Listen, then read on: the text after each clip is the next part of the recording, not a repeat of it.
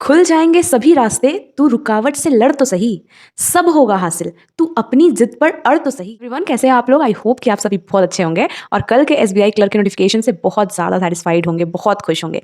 जैसा हमने डिस्कस किया था, ये वीडियो जो है वो आपके एसबीआई क्लर्क की स्ट्रैटेजी वीडियो है, जिसमें मैं आपको जो चीज़ें बता रही हूँ ना, आपने यहाँ से रेगुलरली फॉलो करनी है। कोई भी चिट चैट वाली वीडियो नहीं है कि ऐसा करना चाहिए, वैसा करना चाहिए। मैंने पूरी डायरी में एकदम शॉर्ट तरीके से सारी चीज़ें आपके लिए नोट डाउन करके रखी हुई हैं। बहुत एफर्ट लगता है इसमें, प्लीज़ एफर्ट्स को अप्रिशिएट करिए। चैनल को सब्सक्राइब करके नोटिफिकेशन बेल को जरूर हिट कर दीजिएगा अगर आपको वीडियो अच्छी लगती है। And if you are new to the channel, this is Sabia here working as an RRB PO. And मैंने इससे पहले आईबीपीएस और एसबीआई की दूसरी एग्जाम्स भी क्लियर किए हुए हैं। इवन एसबीआई क्लर्क मैंने 2020 का क्लियर किया हुआ है। ठीक है, तो जो चीज़ें मैंने आपको यहाँ पर बताई हुई है ना, उसको बिल्कुल डेडिकेटेडली फॉलो करिएगा एंड आपका सिलेक्शन कहीं नहीं जा रहा है। आपको जब क्लरिकल एग्जाम्स आप एम कर रहे हैं ना, तो ये इतना प्लस पॉइंट होता है कि यहाँ पर सिर्फ प्रीलिम्स है, फिर मेंस है। इंटरव्यू की कोई दिक्कत नहीं है। मेंस में इवन आप कट ऑफ भी क्लियर कर जाते हैं तो आपका सिलेक्शन होना पक्का है। और ये एसबीआई की बात है यहाँ पर, तो एसबीआई में तो कोई प्रेफरेंस, जैसे हम लोग आईपीएस में प्रेफरेंस डालते हैं, कोई प्रेफरेंस तो है नहीं, एसबीआई में ही सिलेक्शन होना है। यहाँ पर आपका सिलेक्शन हो जाएगा। इवन आप 1 मार्क्स 2 मार्क्स ज़्यादा भी कट ऑफ से लाते हैं तो। और आप जो पूरे डिसअपॉइंटेड आप लोग थे ना कि ये साल हमारा वेस्ट चला गया, आप साल के लास्ट लास्ट में ही इतनी बेस्ट वाली वैकेंसी आ गई है। इवन हम एलआईसी असिस्टेंट भी एक्सपेक्ट कर रहे हैं, लास्ट लास्ट में ही इतनी अच्छी वैकेंसी आ गई है कि अब आपको हर एक चीज़ छोड़कर इसमें लग जाना है। So without any further edu, let's begin the session. ये जो हमारा टाइम टेबल है ना, वो पूरे 8 आवर्स का टाइम टेबल है।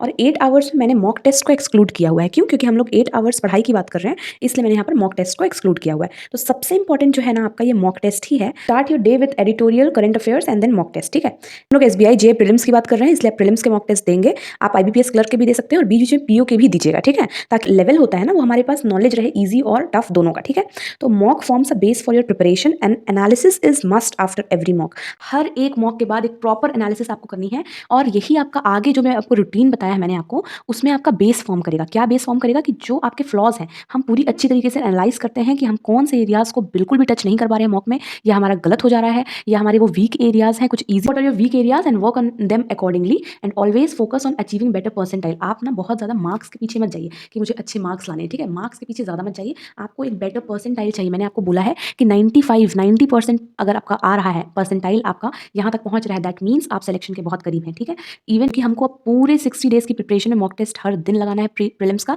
और हमेशा मैंने मॉक के लिए आपको बेस्ट सोर्स बताया है गाइडली, है ना। एग्जैक्ट एग्जाम लेवल का वहाँ पे क्वेश्चंस आपको मिल जाएगा। एसबीआई क्लर्क का नोटिफिकेशन आया तो आपको अगर पता चला होगा कि अगेन एसबीआई क्लर्क के नोटिफिकेशन आते ही वो प्लैटिनम मॉक टेस्ट पैकेज, जिसमें हमको इतने अनलिमिटेड मॉक टेस्ट मिलते हैं, वो फिर से उसका प्राइस बहुत ज़्यादा नीचे गिर गया है। तो स्क्रीन पर मैं आपको दे दूंगी, स्क्रीन पर वो क्लिप ऐड कर दूंगी और डिस्क्रिप्शन में लिंक भी होगा, जाकर जरूर इसे ले लीजिएगा। अब आप स्टार्ट कर रहे हैं, अगर आपने अभी तक नहीं लिया होगा तो, और GS12 ये कोड यूज़ करेंगे तो आपको एक्स्ट्रा 12% ऑफ मिल जाएगा। ठीक है, आगे बढ़ते हैं। तो हमारा ये 8 आवर्स का स्टडी प्लान रहने वाला है। जैसे मैंने आपको बोला, मॉक टेस्ट इसमें से एक्सक्लूडेड रहेगा। ठीक है, तो देखिए बात ये है कि यहाँ पर कुछ सेक्शंस के मैंने स्टैंडर्ड टाइमिंग दिए हुए हैं आपको, लेकिन हर स्टूडेंट का ना अपना एक वीक एरिया होता है, वीक सेक्शन होता है और स्ट्रॉन्ग सेक्शन होता है। तो आप उस अकॉर्डिंगली टाइम को ऊपर नीचे कर लीजिएगा, अपने अकॉर्डिंग से मॉडिफाई कर लीजिएगा। ठीक है, चलिए स्टार्ट करते हैं। एडिटोरियल, एडिटोरियल से आपको स्टार्ट करना है, एडिटोरियल और करंट अफेयर्स से। उसके बाद एक मॉक टेस्ट देना है, उसके बाद इंग्लिश क्वांट रीजनिंग। ठीक है, तो एडिटोरियल में डेली आपको एक आर्टिकल रीड करना है। मैंने कभी भी लाइफ में द हिंदू का न्यूज़पेपर पूरा नहीं पढ़ा है और ना ही आपको एक बैंकिंग एक्सपेरेंट होकर ये पढ़ना है। अभी ना हम लोग बहुत स्मार्टली प्रिपेयर करेंगे। ठीक है, बहुत ज़्यादा जबरदस्ती वाला हार्डवर्क नहीं करना है, हमें देखना है कि क्या चीज़ें एक्चुअल में हमको रिजल्ट दिलाएंगी। तो इस समय पर एडिटोरियल आप डेली सिर्फ एक ही आर्टिकल रीड करिए। ठीक है, लेकिन करिए जरूर, उससे रीडिंग हैबिट, इंग्लिश में ना एक्चुअल में रीडिंग हैबिट चाहिए, स्पेशली मेंस के लिए। तो रीडिंग हैबिट डेवलप होगी हमारी, इसलिए एक आर्टिकल जरूर रीड करिए। 5 वर्ड्स उसमें से डिफिकल्ट वर्ड्स निकालिए और उसके मीनिंग्स नोट डाउन करिए।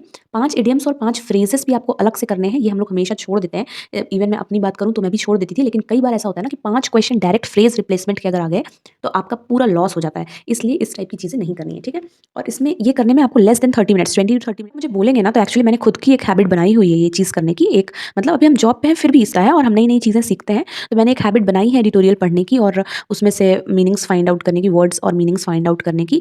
तो ये जो चीज़ है ना, मैं आपके लिए डेली 5 मिनट्स का एक सेशन ला सकती हूँ।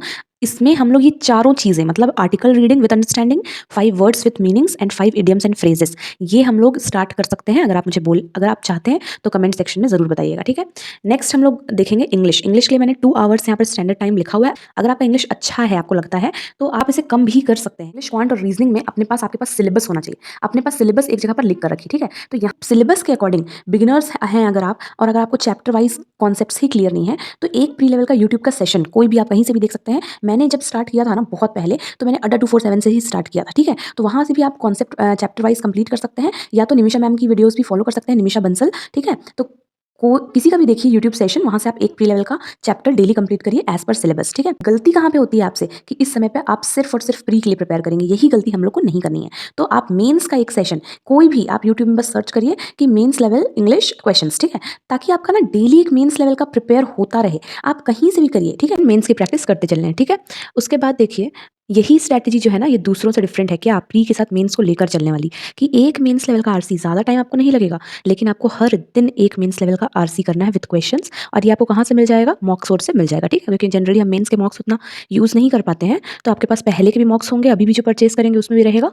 मेंस से आरसी के क्वेश्चन करिएगा, और एक पैरा जंबल की भी प्रैक्टिस हर दिन किया करिए। क्यों? क्योंकि ये कुछ ऐसे टॉपिक्स हैं ना, जो हमसे मतलब हम उतने फ्लो में नहीं रहते हैं इसके, कभी किसी मॉक में आता है तो कभी किसी मॉक में नहीं आता है, तो हम उतनी प्रैक्टिस नहीं कर पाते हैं। इसलिए एक पैरा जंबल की प्रैक्टिस हर दिन करिए, क्योंकि हो सकता है आपका ही वो वाला शिफ्ट हो प्री में जिसमें पैरा जंबल्स आ जाए, तो इसलिए इस चीज़ को याद रखिएगा। इस एक सेक्शनल मॉक हमको प्री के लिए देना है, और साथ ही उसकी एनालिसिस भी करनी है, ठीक है?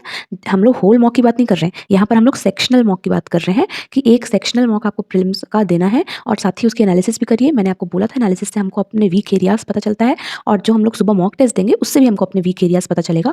तो हर सेक्शन में मैंने ये अलग से लिखा हुआ है, extra effort for weak areas, ठीक है? तो ये आपको ध्यान देना है। उसके बाद 1 mains level sectional mock once in a week.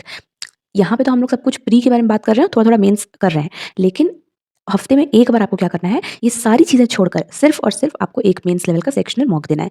Reasoning में भी सेम चीज़, और क्वांट में भी सेम चीज़, कि एक मेंस लेवल का सेक्शनल मॉक आपको देना है, ठीक है? नेक्स्ट बढ़ते हैं करंट अफेयर्स में। तो करंट अफेयर्स में 1 से डेढ़ घंटे आपको लगने चाहिए। देखिए 6 महीना लगभग, देखिए अभी प्रीलिम्स तो जनवरी 24 में है, और फ़ेब-मार्च तक आपका मेंस होगा। तो सितंबर से लेके फ़ेब तक का आपको 6 मंथ्स का प्रिपेयर करना है करंट अफेयर्स, ये मानकर चलिए। तो फिलहाल अभी हम अगर नवंबर में हैं, तो आपके पास सितंबर और अक्टूबर बीत चुका है, तो उसका आप कहाँ से करेंगे? ऑलिव बोर्ड का जो फ्री ऑफ कॉस्ट बोल्ट आता है ना, वेबसाइट पे अवेलेबल रहता है। कोई दिक्कत आएगी तो बताइएगा, उसको मैं पीडीएफ अवेलेबल करवा दूँगी टेलीग्राम में। वो जो बोल्ट है, उसको जाके डाउनलोड कर लीजिएगा। पूरे महीने भर का होता है, 70-80 पेजेज़ ऐसे रहते हैं। उसको कुछ डिवाइड कर लीजिए कि मुझे 1 हफ्ते में सितंबर का कंप्लीट करना है। इस तरीके से पेजेस को डिवाइड कर लीजिए कि 10 पेज करने हैं हर दिन, या जितना भी 10 दिन में अगर कंप्लीट करना है तो 7 पेजेस करने हैं।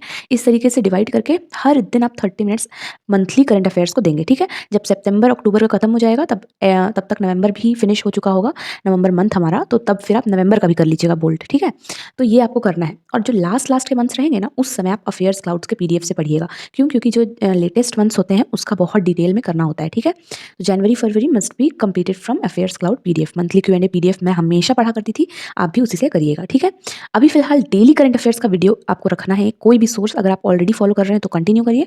मैं हमेशा अड्डा 247 से आशीष सर को फॉलो करती थी, तो आप उनको कर सकते हैं, बेस्ट लगते हैं मुझे वो, आप किसी और को भी कर सकते हैं, ठीक है? लेकिन डेली करंट अफेयर्स आपको करना ही है, लगभग आधे घंटे आपको हर दिन देने हैं, ठीक है? और वीकली रिवीजन, इन सभी चीज़ों का वीकली रिवीजन, एक दिन आप कुछ मत करिए, आप सिर्फ वीकली रिवाइज करिए, ठीक है? जो भी आपने पूरे हफ्ते भर पढ़ा है। और कैसे रिवाइज करेंगे? थोड़े बहुत अपने शॉर्ट नोट्स बनाएंगे तभी रिवाइज कर पाएंगे, है ना? या तो वीडियो वगैरह से ही उसको मल्टीप्लायर में तेज़ चलाकर और रिवाइज कर लीजिएगा, ठीक है? After every month take lots and lots of quizzes. After every month मतलब जब आपका हर मंथ का बोल्ट कंप्लीट हो जाएगा ना, उसके बाद जैसे सितंबर का कंप्लीट हुआ, तो उसका बहुत सारा क्विज़ेस जहाँ से भी आप दे सकते हैं, जहाँ भी आपको अवेलेबल हो। और इवन यूट्यूब पे सर्च करिए सितंबर करंट अफेयर्स, तो आपको जो भी क्वेश्चंस हैं, मल्टीपल चॉइस क्वेश्चंस, वो जो भी दिख रहा है वो सबको अटेम्प्ट करिए। तभी आपको समझ में आएगा ना कि आपका हुआ है कि नहीं हुआ है, ठीक है? करंट अफेयर्स में 3 चीज़ें होती हैं। करंट अफेयर्स जो हम लोग कर रहे हैं, स्टैटिक जो कि अफेयर्स क्लाउड के पीडीएफ से आपका कंप्लीट हो जाएगा। अफेयर्स क्लाउड के पीडीएफ की यही खास बात होती है कि लास्ट में उसमें लगभग 5-6 पेजेस जो है ना, स्टैटिक अवेयरनेस, मतलब वो जो भी हमने पढ़ा ना पूरा करंट अफेयर्स, उसी में से निकाल कर कुछ चीज़, अगर कोई प्लेस न्यूज़ में था तो उस प्लेस के बारे में कि ये कहाँ पर है, इस तरीके से अलग अलग से आपको मेहनत करने की ज़रूरत नहीं है, वो आपको दिया रहेगा। तो स्टैटिक अवेयरनेस आपका वहाँ से कंप्लीट हो जाएगा, ठीक है? और बैंकिंग अवेयरनेस बच जाता है, तो बैंकिंग अवेयरनेस ना बहुत ज़्यादा आपको अलग से पढ़ने की ज़रूरत नहीं। मैंने बोला ना, बहुत फालतू टाइम वेस्ट नहीं करना है, स्मार्ट वर्क करना है। तो बैंकिंग अवेयरनेस आप वही पढ़िए जो भी आपका फिलहाल करंट अफेयर्स में चीज़ें आ रही है ना, उसमें बैंकिंग अवेयरनेस तो अलग से बैंक्स एंड न्यूज़ वगैरह रहता ही है। अगर कोई चीज़ के बारे में अलग से डिस्कस किया हुआ है, तो उस चीज़ का स्टैटिक आप गूगल से सर्च करके अलग से पढ़ लीजिए। बाकी अलग से पूरा एक कोर्स कोई बैंकिंग अवेयरनेस का ले ले रहा है, ऐसा मत करिएगा, ठीक है? जब बात करते हैं क्वांटिटेटिव एप्टीट्यूड की, तो यहाँ पे आप 2 से 3 आवर्स दीजिएगा, जिसका क्वांट थोड़ा-सा वीक है तो 3 आवर्स दीजिए, ठीक है? अगर आपका ये टाइम फ्रेम जो है ना वो 9 घंटे भी चला जा रहा है ना पढ़ाई का, तो 9-10 घंटे नहीं पढ़ेंगे तो फिर आप अरे आप अपनी कम्फर्ट ज़ोन से निकलिए, इतना मत सोचिए, ठीक है? वरना लोग यहाँ पर कहने आ जाएँगे कि अरे 8 घंटे का बताते-बताते 9 घंटे का बता दी, 10 घंटे का बता दी। अरे इतना नहीं पढ़ेंगे तो जॉब नहीं मिलने वाली, ठीक है? हम अपने समय पे इससे ज़्यादा ही पढ़ते थे, पर फिलहाल आपको सारी चीज़ें क्रिस्प वे में बता रही हूँ, ठीक है? कि कुछ ऐसी भी चीज़ें थी ना जो फालतू थी, तो वो सारी चीज़ों को हटा कर बता रही हूँ आपको। तो देखिए क्वांट में ना बेसिक्स आपको पहले सबसे क्लियर करना है। स्क्वायर्स, क्यूब, मल्टीप्लिकेशन की ट्रिक्स अलग से वीडियोस देखिए। इसका सबसे पहले इन सभी चीज़ों को क्लियर करके रखिए। और एक सबसे इंपॉर्टेंट चीज़ है परसेंटेज टू फ्रैक्शन का कन्वर्जन। बहुत ना कॉम्प्लिकेटेड कॉम्प्लिकेटेड परसेंटेज आ जाते हैं डीआई में कि find dash percent of this. तो आप दिस तो फाइंड कर चुके हैं लेकिन उसका डैश परसेंटेज नहीं फाइंड कर पाएंगे क्योंकि मतलब आपको बहुत ज़्यादा नहीं पढ़ना है। मैंने टेलीग्राम चैनल पे भी आपको अवेल कराया था अपना नोट्स। तो 2-3 पन्ना ही आपको पढ़ना है तो उसमें सारे परसेंटेज जो हैं वो क्लियर हो जाते हैं, कवर हो जाते हैं। तो परसेंटेज टू फ्रैक्शन अपना क्लियर रखिएगा, ठीक है? उसके बाद कॉन्सेप्ट क्लियरिंग वीडियोस जो कि आपको चैप्टर बाय चैप्टर करना है, कहाँ से? करियर डिफाइनर से। मैंने आपको time and again career definer he recommend किया है, तो मैं यहाँ पर कुछ अलग नहीं करने वाली हूँ क्योंकि मैंने वहीं से पढ़ा है, मैं आपको वहीं का ही रिकमेंड करूँगी। तो आपको जैसे मैंने आपको बोला सिलेबस अपने सामने रखिएगा, तो सिलेबस के साथ सिलेबस में चैप्टर बाय चैप्टर आप करियर डिफाइनर से एक चैप्टर कंप्लीट हो तो उसके बाद उसके बहुत सारे क्वेश्चंस प्रैक्टिस करिए, ठीक है? प्रैक्टिस करने से ही होगा, ठीक है? कुछ भी प्रैक्टिस करते हैं तो टाइमर के साथ भी करिएगा। ये बात मैं बहुत बार आपको बोलती हूँ, इस चीज़ को इग्नोर मत करिएगा। ऐसे ही बैठ के रैंडमली प्रैक्टिस मत किया करिए, टाइमर लगा के किया करिए। इवन आप करंट अफेयर्स भी पढ़ते हैं ना, जब अपना बोल्ट वगैरह या अफेयर्स क्लाउड का पीडीएफ पढ़ते हैं, तो टाइमर लगा के किया करिए, उससे आपको खुद में एक जल्दी रहती है कि हाँ, मुझे ये फिनिश करना है, ठीक है? तो उसके बाद एक सेक्शनल मॉक यहाँ पर भी, जैसे मैंने आपको इंग्लिश में बोला वैसे यहाँ पर भी, और रीजनिंग में भी बोलूँगी, है ना? तो ए सेक्शनल मॉक आपको यहाँ पर भी देना है प्री लेवल का। इन केस आप सेक्शनल मॉक नहीं दे रहे हैं, तब आप क्या कर सकते हैं, क्वेश्चन मतलब अपने पास एक जगह पर इकट्ठा कर सकते हैं, या गाइडली का बंडल पीडीएफ वगैरह आपके पास होगा तो वहाँ पे आप ऑलरेडी आपके पास क्वेश्चंस होंगे, ठीक है? गाइडली का बंडल पीडीएफ का भी लिंक मैं डिस्क्रिप्शन में दूँगी। अगर आपको वो परचेज़ करना है ना, तो आपको ये सारे झमेले करने का कोई ज़रूरत ही नहीं है। वहाँ पर तो डे वाइज़ आपको टारगेट्स मिलते हैं और पूरा आपको कंटेंट अवेलेबल रहता है, क्वेश्चन भी आपको ढूँढना नहीं है, ठीक है? उसके लिए भी आप GS12 ये कोड यूज़ कर लीजिएगा, तो आपको एक्स्ट्रा 12% ऑफ मिल जाएगा। एसबीआई क्लर्क का एक पैकेज आया हुआ है, वो आप परचेज़ कर सकते हैं। फिलहाल ये देखिए कि 4 या तो आप एक सेक्शनल मॉक देंगे प्री लेवल का, या तो 4 प्री लेवल की DI, 5 simplification equations, 5 approximation, 5 quadratic equation, 5 number series missing वाले और 5 नंबर सीरीज़ रॉन्ग वाले। और ये सारी चीज़ें आपको टाइमर के साथ करना है। क्यों? क्योंकि हम मॉक नहीं दे रहे हैं ना, तो एक प्रकार से इसको मॉक के रूप में ही करेंगे। विद टाइमर आपको करना है और टारगेट इसका आपको 25 टू 30 मिनट्स रखने हैं, ठीक है? और जो भी आप प्री लेवल की डीआई सॉल्व करते हैं ना, उसमें आप कोशिश करिएगा कि हर वैरायटी कवर हो। मैं एक ना शॉर्ट्स डालूँगी अगला, देखिएगा आप ज़रूर। उसमें मैं आपको ना एक साथ दिखा दूँगी कि कितने-कितने टाइप्स के डीआई होते हैं और कितने-कितने टाइप्स के पज़ल होते हैं। हम लोग ना हो सकता है कुछ 2 ही 3 टाइप के करते रह जाएँ 2-3 महीने तक और एग्ज़ाम में कुछ और ही टाइप का आ जाए, ठीक है? इसलिए जब मैं बोलती हूँ कि 4 प्री लेवल का डीआई, 4 प्री लेवल का पज़ल, तो मतलब पूरी वैरायटी आपको सॉल्व करनी है हर दिन अल्टरनेटिव, है ना? 1 मेंस लेवल क्वांट सेशन, जैसे मैंने आपको इंग्लिश में बोला था, उसी तरीके से यहाँ पर भी एक मेंस लेवल का क्वांट सेशन, या तो आप एक मेंस लेवल का डीआई कहाँ से पाएँगे? मॉक से पाएँगे। ये चीज़ ज़रूर करिएगा। देखिए मैंने लिखते वक़्त भी ना ये चीज़ अलग से लिख दी है कि प्लीज़ डू दिस, क्योंकि मैं जानती हूँ ना कि नहीं करते हैं लोग। मैं उस चीज़ से, उस फ़ेज़ से गुज़र चुकी हूँ ना, जब हमारे सामने प्री होता है ना, तो हम लोग सोचते हैं अरे मेंस कर लेंगे बाद में। लेकिन उस समय लोगों से ज़्यादा अच्छा परफ़ॉर्म करने के लिए, आउट परफ़ॉर्म करने के लिए आपको अभी से ये प्रिपरेशन करना ज़रूरी है, ठीक है? बहुत सारे लोगों का ये लास्ट चांस है, लास्ट एग्ज़ाम है ना? तो इसलिए अपना बेस्ट आपको देना है, ओके?